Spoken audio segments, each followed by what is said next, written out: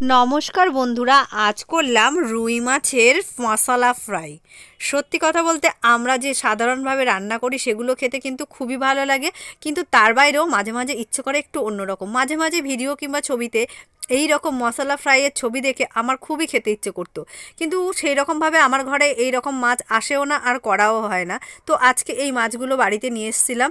তো ওই মাছগুলোকে এইভাবে প্রথমে নুন হলুদ ভালো করে মাছগুলোর মধ্যে মাখিয়ে নিলাম, আর মাছের প্রত্যেকটা জায়গায় যেন ভালোভাবে নুন হলুদ মাছের যে পেটিটা আছে ওখানটায় আমি ভালোভাবে ঢুকিয়ে দিয়েছিলাম নুন হলুদ।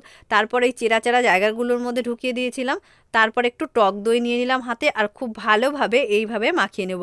আমি প্রত্যেকটা জিনিস কিন্তু আলাদা আলাদাভাবে মাখিয়েছি, তাতে কি হবে, এটা আরও টেস্টি হবে। লঙ্কার গুঁড়ো দিয়ে দিলাম, লঙ্কার গুঁড়ো দিয়ে হাতে কিছুটা সর্ষের তেল নিয়ে নিলাম, সেটাও এইভাবে পুরো মাছটার মধ্যে ভালোভাবে এইভাবে মাখিয়ে নিলাম। ম্যারিনেট করে প্রায় 15 মিনিট রেখে দিয়েছিলাম। একটা কড়াই খুব গরম করেছি, একদম ধোয়া ওঠা গরম করে চারিদিকে এইভাবে ছড়িয়ে দিয়েছি। যেহেতু আমার কাছে ফ্রাই প্যান নেই, তো এই কড়াইয়ে এই সব বড় মাছ ভাজতে গেলে একটু সমস্যা হয়, তো এইভাবেই করার চেষ্টা করলাম, দেখা যাক কি হয়।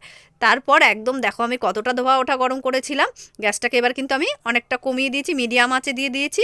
এবার প্রত্যেকটা জায়গায় যেন তেলটা ভালোভাবে যায়, এই জন্য কড়াইটা ঘুরিয়ে ঘুরিয়ে তেলটাকে দিয়েছি।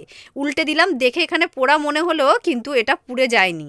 পরে বুঝতে পারবে তোমরা রেসিপিটা কতটা সুন্দর হয়েছে, আর কালারটাও খুব সুন্দর হয়েছে। তারপর ওটা ভেজে নামিয়ে নিলাম। এবার অন্য একটা কড়াইয়ের মধ্যে আমি আবার একটুখানি তেল দিয়ে দিয়েছি, পেঁয়াজ আদা রসুন বাটা এর মধ্যে দিয়ে দিলাম, ভালো করে এটাকে কষিয়ে নেব। এবার কিন্তু গ্যাসটা কমিয়ে দিয়ে আস্তে আস্তে এবার এর মধ্যে 1 চামচ হলুদ দিয়ে দিলাম। কিছুক্ষণের জন্য আবার এটাকে ঢেকে দিয়েছিলাম, ঢাকনা তুলে একটু লবণ দিয়ে দিলাম, আবার নেড়েচেড়ে এটাকে ভালো করে কষিয়ে নেব। একদম কম আছে, ধীরে ধীরে এটাকে ভালোভাবে কষিয়ে নেব। মশলাটা ভালোভাবে কষানো হলে 1 চামচ লঙ্কার গুঁড়ো দিয়ে আবার একটু ভালো করে মিশিয়ে নিলাম। এটাকে এইভাবে ঢেকে ঢেকে কষিয়ে নিয়েছি যাতে একটুও কাঁচা না থাকে।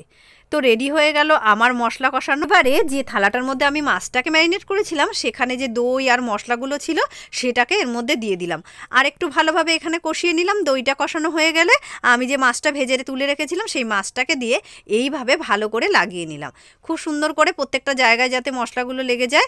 তারপর একটু ধনেপাতা কুচি দিয়ে দিলাম, দিয়ে এবার একটু কিছুক্ষণের জন্য ঢেকে দিলাম। ঢাকনা তুলতে দেখছি ধনেপাতাটা মজে গেছে। বন্ধুরা দারুণ খেতে হয়েছে, আর এই রকম ঝাল ঝাল আর ফিশ ফ্রাই খেতে কিন্তু দারুণ লাগে। মাঝে মাঝে এইরকমভাবে একবার ট্রাই করে দেখুন। যাদের এই রেসিপিটি ভালো লাগবে তারা অবশ্যই চ্যানেলটিকে ফলো করে পাশে থাকবেন, আর ইউটিউব থেকে দেখে থাকলে চ্যানেলটিকে সাবস্ক্রাইব করে দেবেন।